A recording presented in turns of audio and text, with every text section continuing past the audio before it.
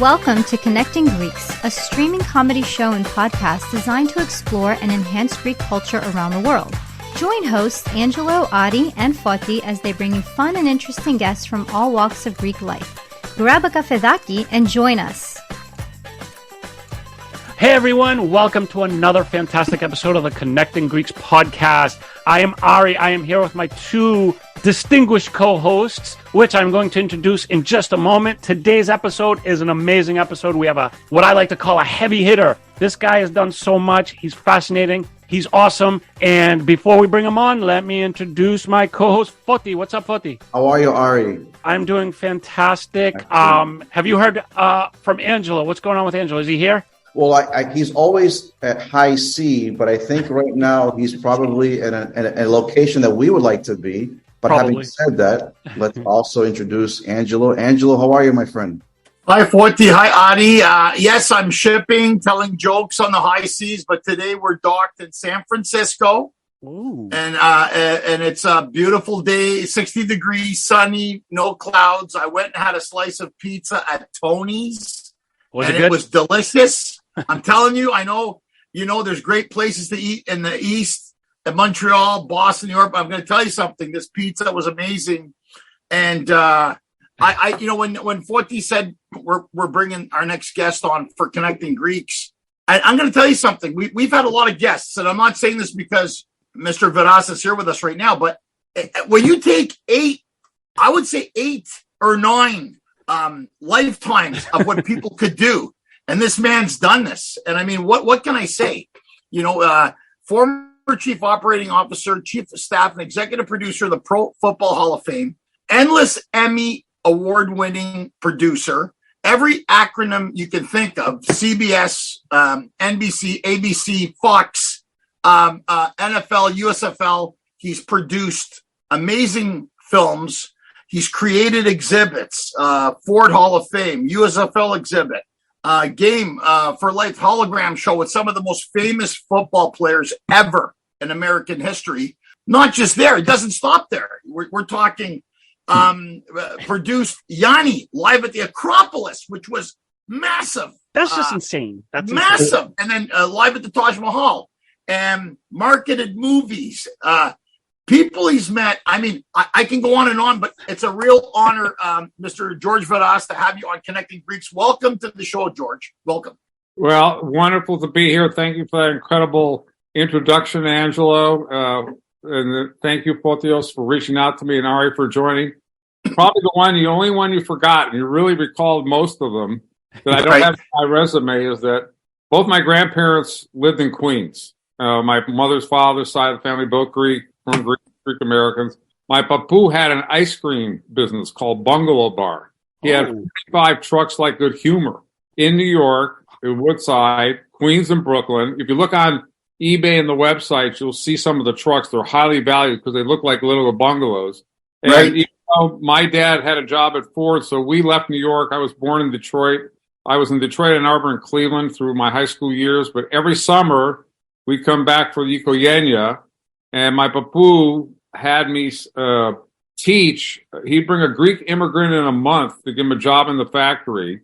And so I was in the bedroom with the Greek immigrant. My job was to teach him baseball, English, and then I went to the popsicle factory, and I was like Lucille Ball at the end of the factory line. All the women with hairnets, the popsicles would come tumbling down. They'd put them in paper, but I was the kid at the end of the line that I had to put 6 popsicles in every box as they were coming at me fast and furious. And that probably was one of the most fun memories that I still have in my head. And then our icebox was so small, my papu's house, a small, big, narrow brick building built in 1919, that the only way that he could stuff ice cream to bring to me was put in a box with a huge piece of dry ice. Right. And I used to take my grandmother's kutalia and try to lift the dry ice up to stick my hand in. And those are the kutalia that used to chase me around and hit me all the time because I was stealing the ice cream. So I know we can all relate to that, but that was probably my best job. George, it's interesting you say that. No matter when you talk to Greek Americans, basically anybody Greeks in the diaspora around the world, it's everybody, regardless of whatever success or things they've achieved in their life, everyone, and it's so refreshing to hear it from a man like yourself, everybody has that same story. Our parents instilled work ethic into us as kids. And I honestly think a lot of the, hearing from what you just said, and it was a great story, that they instill that work ethic from your papu, from your parents. As young kids, I think we can all relate to that, where, okay, you can do what you want, but you got to come help the family business. Mm-hmm. You got to learn responsibility. You got to, like, you know, in my house, my dad, old Spartan, there was no such thing as welfare or unemployment. It was either you go to school or you're going to come and work in the restaurant. It was tough love. And I think, and this is an interesting topic, and maybe you guys can all attribute to this. Do you think maybe nowadays we're a bit lax with the new generation? Because a lot of people are like, I don't know what I want to do. Our parents didn't know what they were going to do. They came here and they actually didn't know the language. They made something out of something and gave us the opportunities to pursue things that we wanted to do. Mm-hmm. You know, how do you feel about that? Well, they say you're a reflection of your children, or your children are a reflection of you. It's not like I'm saying all my 4 sons are like believable, but they definitely, you know, they're range from 44 to 27. The 44-year-old, who is a PhD in astronomy, works and runs one of the world's leading research institutes in Warwick and Birmingham, worked in Cambridge with Hawking. His whole life is astronomy. He's not married or anything. And he had Crohn's disease when he was 17. He was a wrestler. And thank God we're able to figure out which part of the intestine to take out, so he hasn't had reoccurring. But here's my point about telling you that. He fasts for 40 days going into Easter. He has no business fasting for 40 days. He has Crohn's disease. You got to eat the right way. Mm-hmm. So he eats less than the right way, and he does get some troubles back, not a thing. But when we Skype him on Sunday, we Skype him every Sunday, he just shrugs it off. It's like, that's what I got to do. You know, my 33 or 36, 37-year-old, who was the only one who got married so far, great Italian-American gal, Eastchester, New York, Italian community, same as Greek. But Greg takes our granddaughter to Greek church. Yeah. Friday. Okay. Alex, who's here with us in Cleveland, who's a banker at PNC, University of Michigan, gentle giant, carried the cross, 6'5". You know, they want him on the board at the church. Was an altar boy at Holy Trinity in New Rochelle, an altar boy here when we came back to Cleveland. And then my youngest, Christopher, who was an associate producer at Fox News in Washington for Howard Kurtz, and had a struggle. And they all have struggles on the way, is what I'm trying to say. I'm not, just in order to pop out. And it was a team effort with my mother-in-law and myself. But you're right in the sense that we were brought up not to expect any of that, and they see that. They absolutely see it, and not everybody's going to follow it, and some people, unfortunately. But from what I've seen in the Greek community, not just talking to you guys, but you know, when I did 3 documentaries and interviewed 100 Greek Americans on public television, this was a universal story. Yeah, I'll compare us to other ethnic groups. It's just, you know, we all know that we're like the Jews in a big way. Number 1 in education, number 1 in making money. Mm-hmm. You know, huge family structure. I grew up in Shaker Heights. Every one of my friends in my block was Jewish. I went to NYU, which was all Jewish. And as a matter of fact, there was a group called the All Powerful Six: Greenbaum, Fortgang, Sukaskis, Beckerman. They adopted me as like their goy puppy. Right? But they saw it. They loved my dad. They loved my family. You know, it was the same thing. So I'm sure. Tell me about yourselves. Tell us. You know, what has it been like for you growing up Greek? Yeah, I mean, it sounds exactly, that's the story. My parents came here from Greece. You know, my dad, restaurant business, wanted us to do more than what he did, and I probably will never achieve even a tenth of what he did. But it was all about the kids. Ta pedia, you know, let's work hard. Let's give them a better life.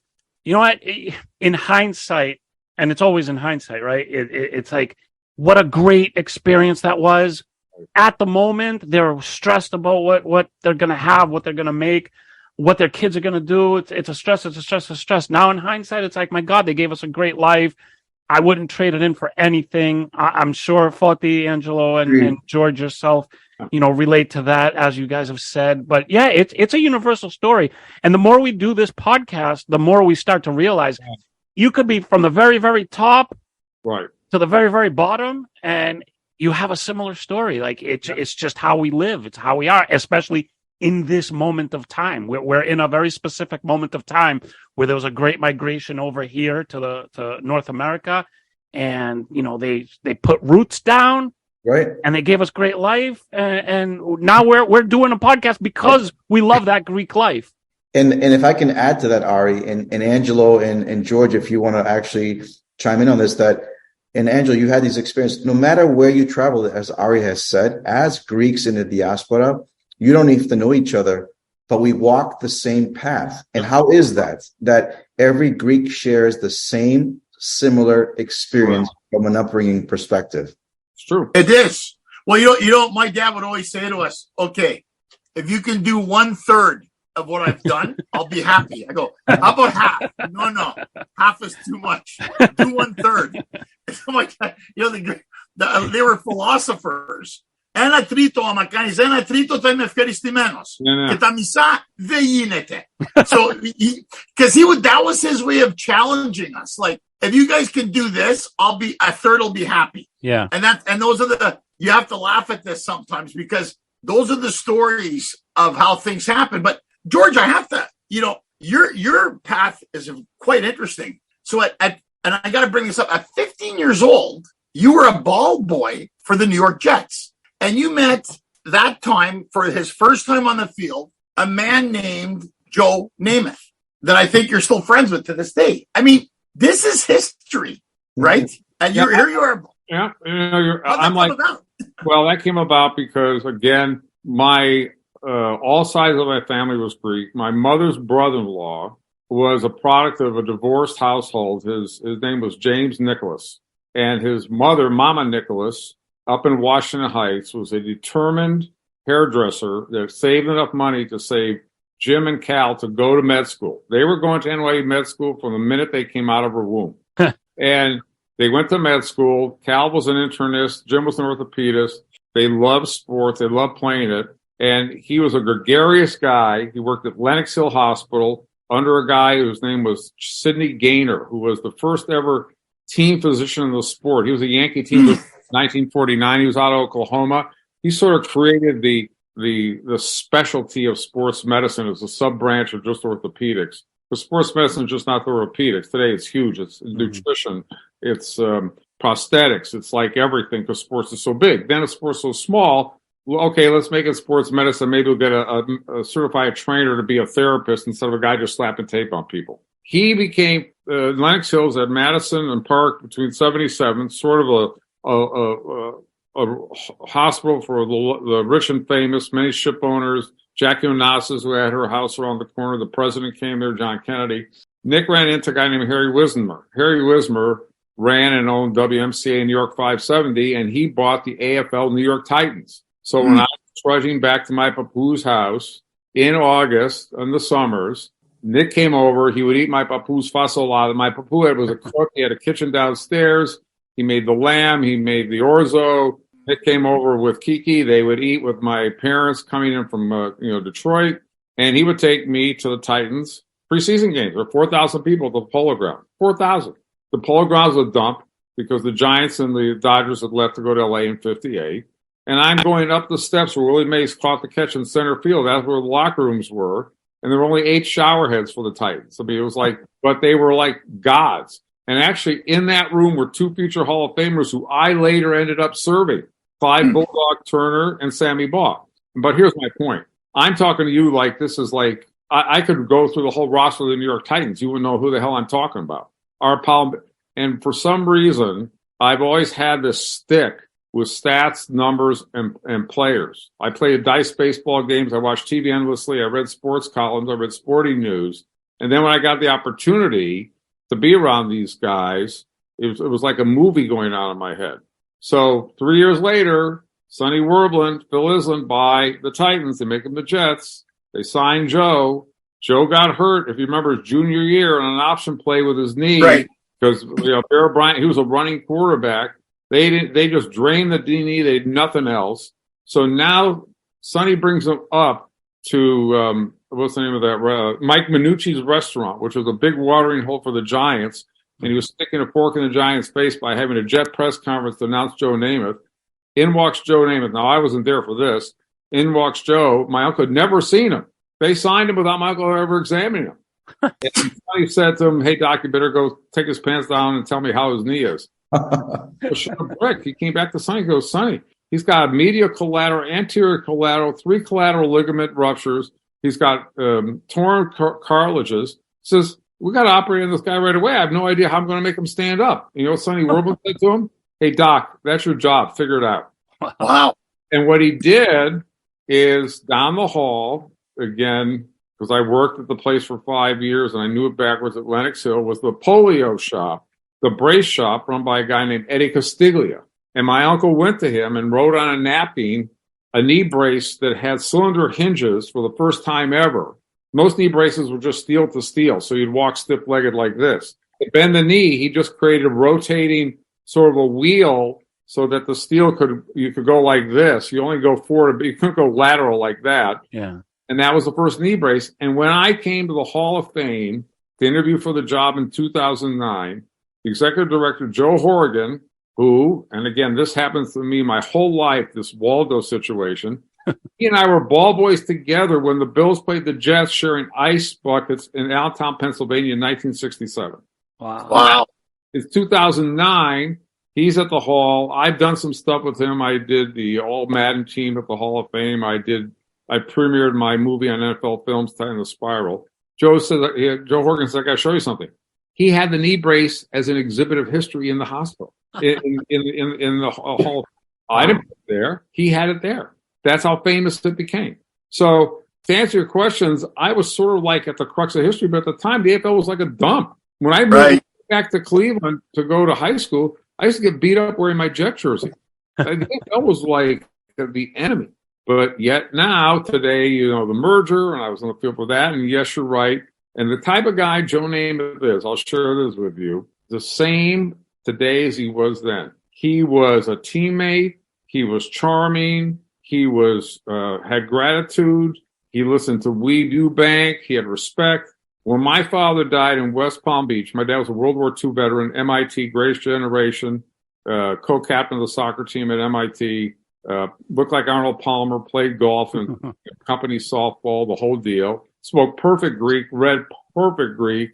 Okay, went to Athens College for like 10 years when his parents left the United States and came to Greece just to get away from the war. So my dad passes away. I'm in Palm Beach. I'm talking to my dad's widow's son, who's like my brother, Peter Anton. My dad married another Greek American. My mother died of Alzheimer's early in life. Mother-in-law found him another Greek American, of course. So I was a big man, of course. And I'm on the deck, and who's calling me up? Joe Namath. It's on my phone. Peter Anton's looking at it. He's going, "That's Joe Namath?" Yeah. "Hey, George, I read about your dad. I'm so sorry." Because he lives right up the block in Boynton Beach. Wow. And that's the type of guy. And I don't call Joe Namath. But whenever the time comes, it's like two guys who rode bikes together. That's amazing because you brought up those NFL films, and I know you're a part of those things. Those things were amazing. If any marketing from any sport, you remember those films? It was the guy Harry Callis and Steve Sable. It was Steve. Very good. Harry Callis. It was John Facenda was the voice. The voice, John Facenda. That guy was like. Those were on Saturdays. Yeah, remember it was a cold day, 1973 in Minnesota. A day the fans would never forget. Those films were so compelling. Even if you weren't a football fan, you would watch it because that guy's voice was so, and the way they shot it and the guy's voice, I was always, in fact, even as a kid, when I would watch that, it would be like, wow, they took a sport and the marketing for the NFL. Cause I know Roger Goodell has said some awesome things about you. I know you've won endless Emmys. and you produce documentaries and you produce films along all the other things you've done. But it's amazing to me that marketing at that time, we're talking, 40, 50 years ago, when the league was coming up. I don't know if you guys are in 40, you've probably seen those films. Absolutely. Where, it's just, you're just like this, you're watching it. Was that, I wanted to ask you, George, is that something that was, what was the brainstorming behind that? Because it really worked. It was the Sables. Yeah, I did a document. They let me do their documentary. And so It started with Ed Sable, who was a shoe salesman in Philadelphia, but he was taking home movies like crazy of his son, Steve Sable, riding his bike and stuff like that. And it's 1962. He has a passion for filmmaking. Through his friends at NFL Films, he reached out to Pete Rozelle and got the rights to film the Giants championship game in 1963, which was cold as hell, the Giants and the Bears. And he brought, and I have this all in the documentary, if you ever watch it. It's called Tight in the Spiral, where Steve Sable talks about his dad's philosophy was you couldn't have enough. If they wanted 4 cameras, get 8. Something could screw up. They brought 8 cameras, 4 pros, and they edited this film. And then a year later, Sable made an unbelievable deal where NFL Films basically is the right holder to anything that is NFL. And I think that deal is still intact today, as amazing as it is. Wow. And so that's what began. And, they did Football Follies. They did the first, what became that whole genre, which still stands today, of bloopers. Yeah. And when they showed it to the owners went crazy against them. You're demeaning the sport. It's going to be terrible. Why are you making us look like? And it actually became the richest selling product that they had. And that's awesome. That just shows to show you, if you watch the opening is one of my. Hold on, I got to make sure I got enough power in here. Was my favorite opening, where a crusty old Ed Sable. I start out with some music and you show a play like of guys coming to the line, and Ed Sable goes, George Halas didn't get it, and then you hear the music. Dun, dun, dun, dun, dun, dun. Wellington Merritt didn't even know what it was. Dun, dun, dun, dun, dun, dun, dun. Curly Lambeau, he couldn't give a damn about it. And that's how they thought about NFL Films when it started. But visionaries go where places, don't usually exist. They're always being criticized because they're doing something new. And let me tell you, it was the same thing when I did Yanni live at the Acropolis. We did a whole documentary. Actually, we didn't do the live at the Acropolis, but the live at the Acropolis stories in Yanni's book, Yanni in Words. But that journey, nobody gave us a shot. It was a wing and a prayer. And sure, in hindsight, people look back and go, hey, well, of course it's going to be great. No. That was a 4-year journey where nobody believed us. George, can I chime in on what you're saying right now? You said it perfectly. In hindsight, it's like amazing. Oh my God, like it's an obvious thing now, but you said it was like nobody gave you a chance. Like it was difficult. How do you keep like your motivation, or how do you keep positivity when you're in that moment? Like now we could look back and be like, yeah, it's obvious. It was great. I'm doing it. But it wasn't like that when you were doing it. And it fascinates me with people who persevere through all those difficulties and how they stick to it. I mean, is that something that's inside you, confidence? Is it something that you see in Yanni? So you're like, it's going to work. Like, what was it that kept you going for that?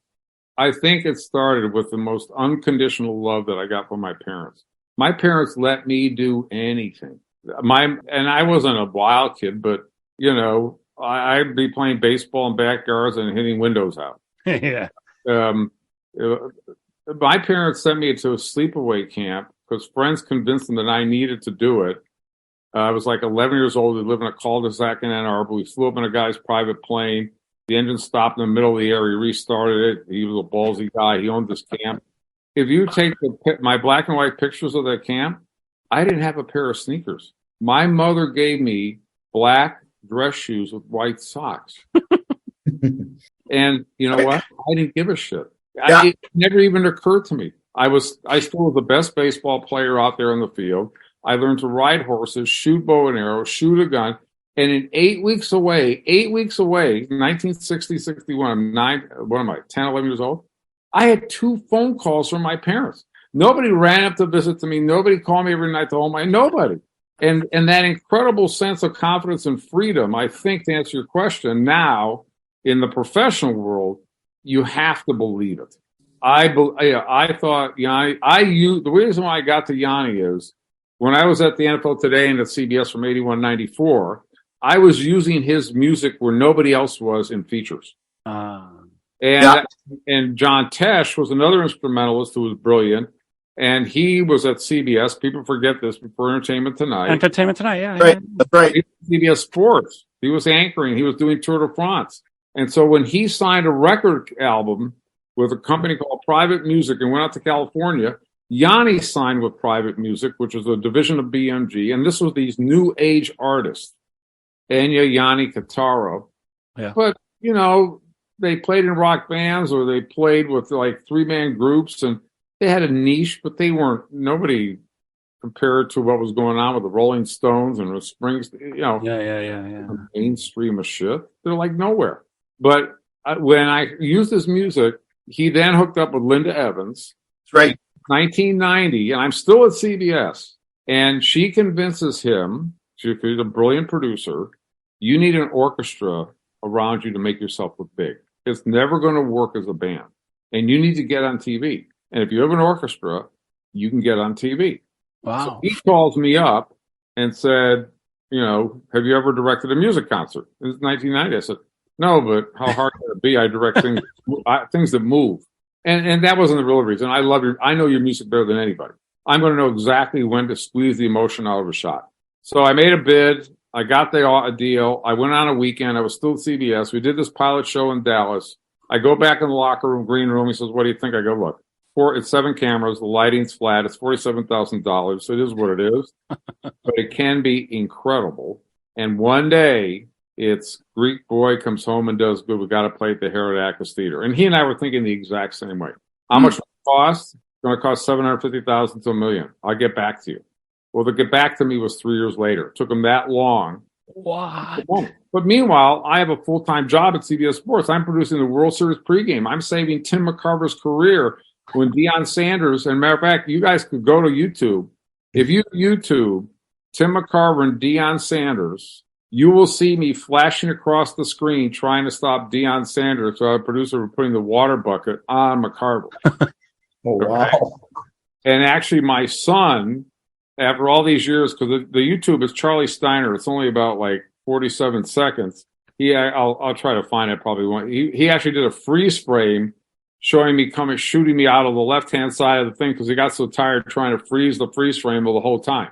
But the point was, when Yanni came to me and I met him here in Cleveland in August of '93, he had the money. He thought he had an orchestra. The shows were supposed to be September 22nd, 23rd, 24th. I had the TV truck. I had the TV crew from England.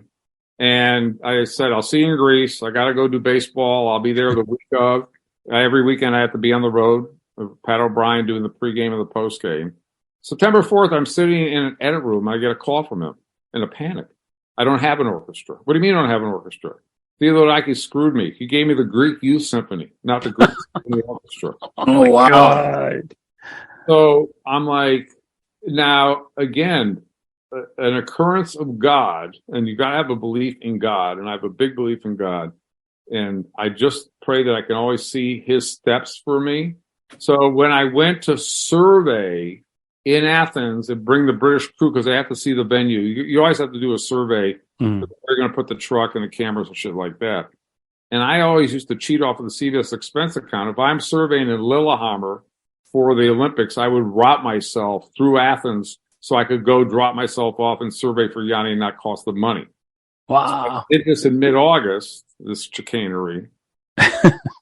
And he said to me, hey, I want you to meet an agent as you're flying through London on the way to Athens, because I might tour in Greece after I do Acropolis. So I met this stuffed up British agent. I'll get to the whole story in a second. And he like dissed me. He said, what do you want? The Royal Philharmonic? You want the London Symphony Orchestra? We don't play Yanni. We don't do Yanni. We don't do that type of thing. I said, wait a minute. am I missing something here? Didn't you do the Moody Blues and Nights in White Satin? What the fuck were those guys? Yeah. Yeah. You got to know your shit to sort of check them at the box, or else they're just going to roll over you. But I said to him, look, here's my card. Who knows? I'll be back. So now September 5th, and I call him up. And I said, hey, look, this is the deal. You got 24 hours, $125,000 all in, all media rights worldwide.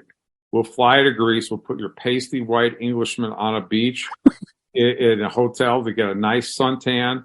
They're going to have 3 days of rest. Then we rehearse, we play, and they go back. Well, I don't know. You got 24 hours. I don't have time to screw around. You don't understand. I'm calling. You're not exclusive. I'm calling everybody. Yanni was like in a panic. Wow. That's how I got the Royal Philharmonic Orchestra. Wow. That's insane. I'll end with, not even end. Remember I said to you I'd get them flights? There was no money in flights to fly these guys in. I walked in after that weekend to Olympic Airlines in Manhattan. And I knew the guy, forget his name, I'll think of him in a second. And I said, you can be the title sponsor for our PBS special. Live at the Acropolis, brought to you by Olympic Airlines. We need X amount of seats from LA. We need X amount of seats from London. We need X amount of seats. I didn't have a deal with PBS. Oh my gosh. I thought I was going to get a deal, but I didn't have a deal with CBS. Right. And as a matter of fact, so to tell you that we were living on the edge is the understatement. And the other thing is, I was working full time at CBS. I had my wife, I had 3 kids, and yet I managed to bring my wife, my dad, my mother-in-law, my 2-year-old son to Live at the Acropolis. I managed to get all the tapes, the shit out of there. I managed to edit the show. I managed to get it on PBS. And as I was still working at CBS full time. Unbelievable. And George, that wasn't what? But George, that wasn't because I filmed a comedy special. I do in Greece, and as much as I love our culture, as much as I love our people, they're not the easiest people to deal with because last minute we were filming at the Kakoyani Center. Oh no, we agreed to this. So they will hold you hostage for the buck. I hate to say it, but it's true. They see, well, what are you going to do with this? But Angelo, here's the difference. I had done shows in Caracas, Venezuela, where they tried to screw us through in the Pan Am Games. They said they built the broadcast center, they didn't. I had done boxing shows in Tobago, in Trinidad, in Kingston, Jamaica, in multiple countries where they're all trying to screw you. Yeah. When I went to do the boxing show at the Marlena Adi Stadium, the stadium was a dump. It's not enclosed. Well, see, ABC had done a boxing match in Cuba with Teofilo Stevenson, a heavyweight, and an uncovered ring, and the fight got canceled in the middle of the fight when the rain pour came down. The ring was too slippery. Oh, my gosh. The Jamaican organizers, I am not doing this fight unless I see a cover over that ring. And it's a Friday night with a match on Saturday. There was no cover in the ring. I went into my crew and I said, get in the cars. We're going back to Miami. I called CBS, said, have the tape ready. We get to the airport. They won't let us on the plane. They reject our passports. I told my guys, I expected that. We're just going to sleep it out. We're going to just stay. We're not going to a hotel. We're staying there, sleep it out. And at 2 a.m, the police brought vans in. They told us come back to the venue. And guess what was over the ring? A tarp. Oh, wow. I got to. Now, let me tell you what the British said, so I know that about the Greeks, but they're not like these other guys. But you always have to have backup plans. And my crew was English. And this is what the T-shirts they made for this venue on their own. You ready? Right. Johnny Live at the Acropolis. We came, we saw, they lied. Okay? So that when the lie was, they were trying to hold us up for more money. Oh. Petrol trucks didn't come to fuel the generator tank so we could do the lighting test with the lights at the Parthenon. And I had my backup plan where we had vans with gas can cases, and I took them and we went to gas stations and we filled our own shit up. Oh my God. I'm going to say one quick thing. interviewed and met a lot of Greeks. I'm going to say something for the first time. George, I'm glad you're on our team, the Greek team, because the amazing. And that's not even what we did in India. I mean, at the Taj Mahal, I was going to say that's got to be. That was actually more historical. It didn't get the attention. Look, the Yanni Live at the Acropolis is that's a staple. Huge. That's a staple in our culture. Like history making, no question about it. To this day, he must have played that song a million times. But the Taj Mahal was a game changer for the country of India. And it was because of Yanni's persona and the way that he treated their culture with respect. Mm-hmm. I mean, we got sued by it. It was really unbelievable. So to answer your question, even now, as I remake myself as Veras Commuications and I go back to my own company, in 5 months, I probably have really 8 ridiculous projects going on that, only because I believe when I conceived it, I could make it happen. And everybody says to me, well, how do you make it happen? I said, well, if I believe I have to make it happen, I have to figure out a pathway. And to be honest with you, it's been faster now because I've made so many contacts over so many years. It was harder before. And people are sort of tired of dealing with agencies and big corporations. If you can give them personalized service, it's a different thing. I'm doing consulting. I did write my book, and it's now in the hands of a book editor called The American Dream Job. But I want to make it a TV series. This is the last lap. I want to go out big. That's so awesome. Go big or go broke. There you go. It's amazing, George, what you've. I mean, one episode with you on our show isn't enough. I mean, it isn't because I could listen to you all day because these stories. You're such a great storyteller, but it's coming from a center of truth. I have to ask you something. And this is something personal, and I'm going to ask you. You may be the person that can answer this. I'm born in Montreal, Canada, and that's right. And I'm a Montreal Expos fan. Mm. So in 1992 and 93, the Blue Jays won the World Series. Right, I was there. You were there. End of '93. Yeah, Joe Carter. Remember the Expos? Yeah, the Expos were running for the end of it when they had Felipe Alou as the manager. In '94, the strike happened in August, and they made in '94. It's the only season baseball never came back. Now, I don't want to sound like a conspiracist, but Montreal was first place overall in the major leagues. I worked with Paul Giamatti, the actor. We did a film called Cinderella Man, and I asked Paul. I said, "Paul, your father was the commissioner of baseball." And even Russell Crowe didn't know this when we were filming this film in Toronto. I said, is it true or is it a conspiracy that in '94, they didn't, it was the only season Major League Baseball never finished in its history. They didn't want to come back. They feared an all-Canada World Series because the Blue Jays were in first place and the Expos were ahead of the Braves. And I said to them, we never got redemption. And Felipe Alou said, even when he won the World Series in '97 with the Marlins, he said the team in '94 in Montreal was 10 times better than that team. Pedro Martinez and everything. Now, I'm asking you, I'm not putting you on the spot. Is it a conspiracy? Why didn't they finish that season? I know the other guys are Red Sox fans. They don't care. But as a Montreal fan, it bothers me. What do you feel about it, George? I don't know. Conspiracy is today's great catchword on everything. To be Right. honest with you, it's the first time I heard that one.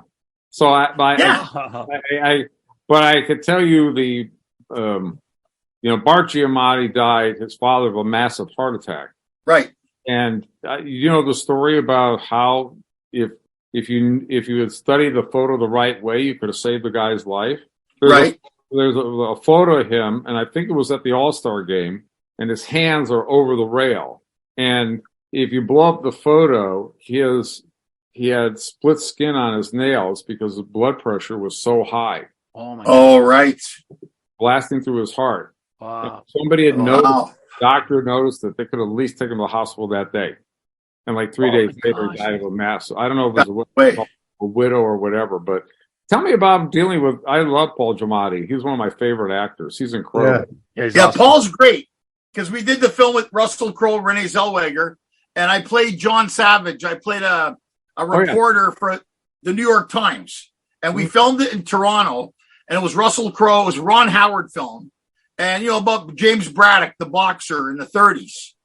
And I played, and I think so when I saw, because we'd sit around in our outfits or costumes, and there's Paul Giamatti, and I said to Paul, he's a great actor, he's on Billions, and then I told him that, and he kind of looked at me and he goes, there were talks with the networks because here's my theory on this, George. It's the only season Major League Baseball never finished. Well, and we were in first place. We don't want to see Canada be the winners of the World Cup. If Major League didn't want 2 Canadian teams in the championships, they shouldn't have given 2 teams to Canada. But I know I'm making fun of this. But then I said to him, no, but what's the difference? Because 92, 93, the Blue Jays won.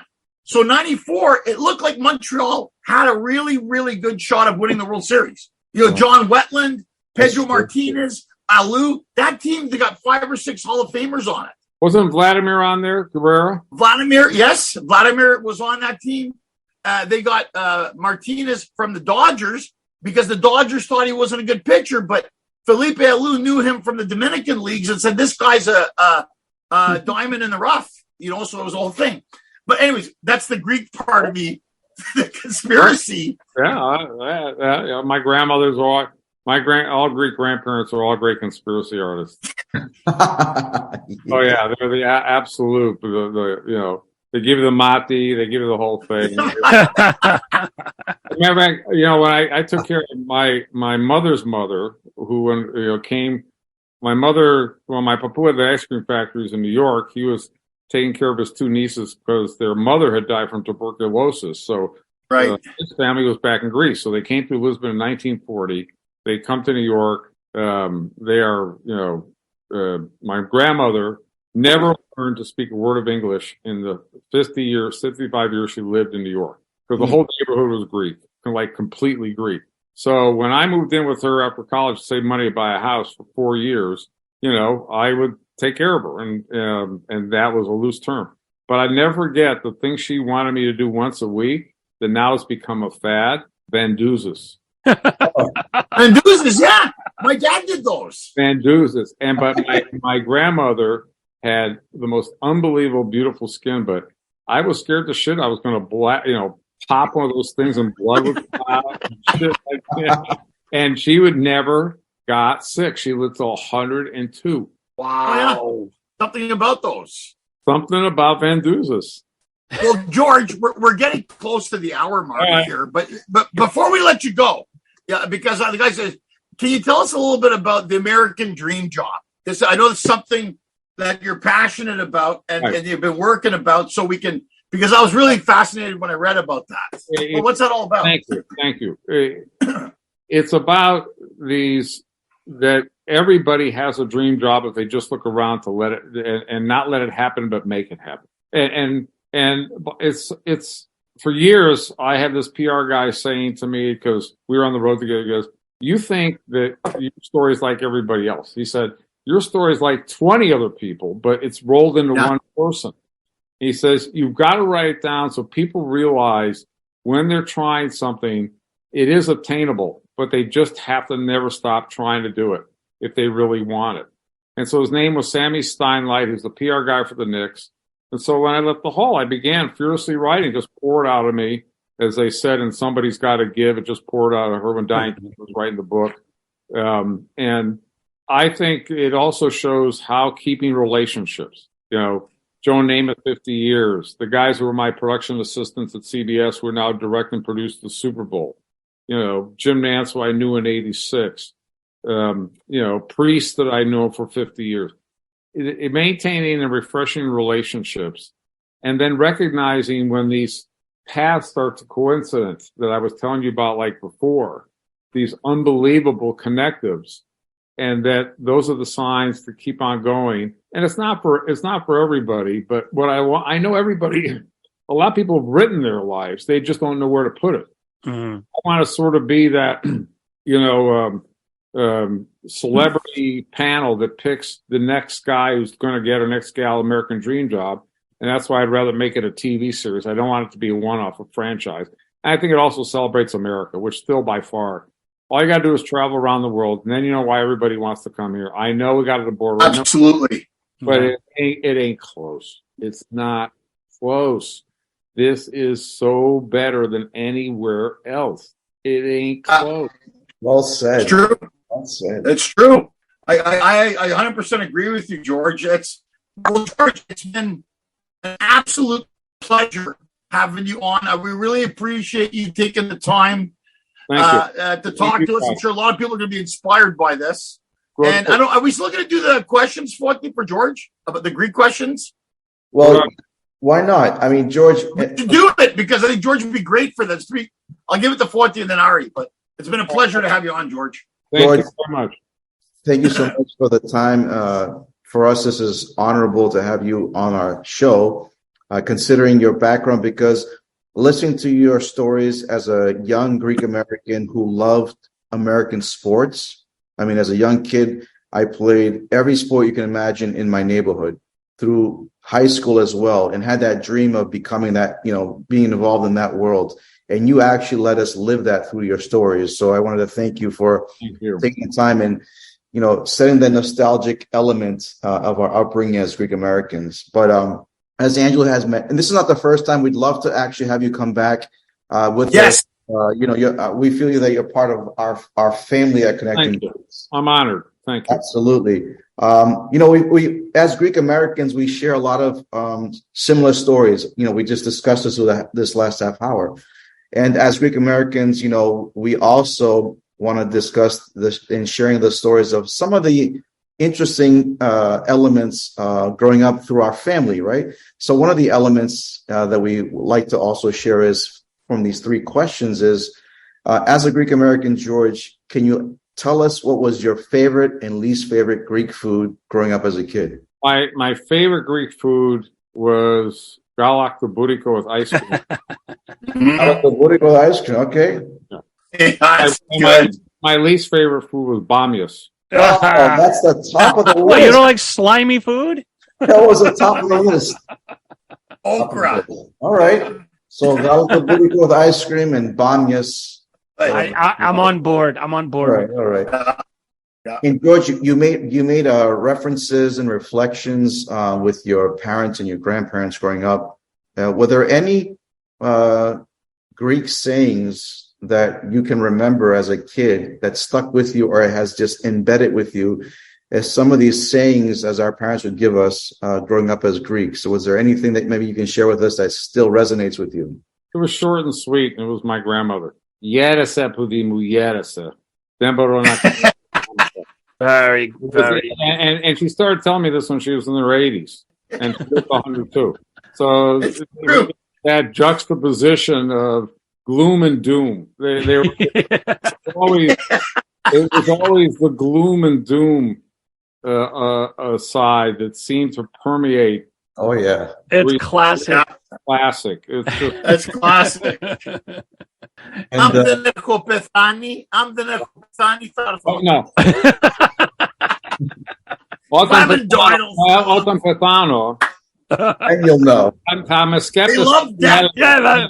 Τι έλεγες. Θα με σκέφτεσαι. Τι έλεγες.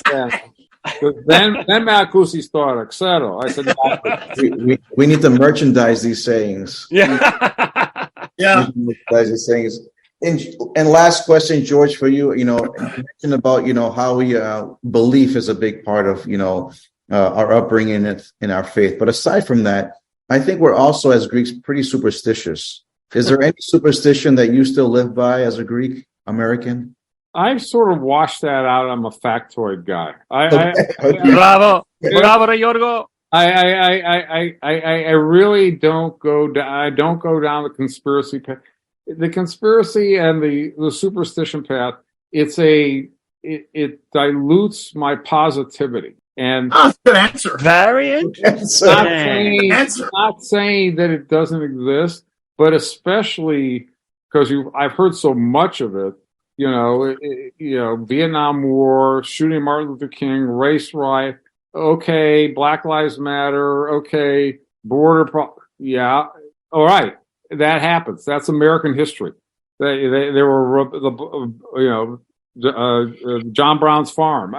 Okay, but until it happens, I don't want to waste my time believing it. I got too many other things Good that for I you. want to get done that take positivity and hope to reach out and remember enough of my web to understand my shortest distance to that success. And I don't want to clutter my mind. So the real question is, who got to you, George, to make you say that? Who got to you? Well, it was what I said to you before. But I think my parents, I never really remember getting, quote, much advice from my parents. My mother was not that.